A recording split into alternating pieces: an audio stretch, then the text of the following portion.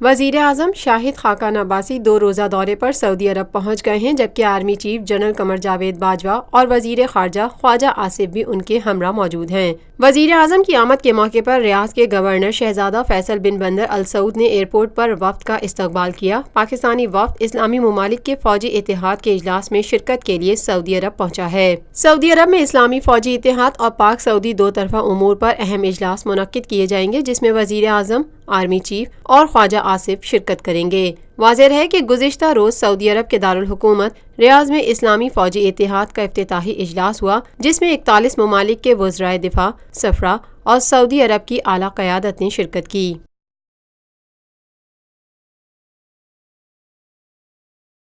Lotus Lake Towers, a groundbreaking endeavor by Lotus Properties.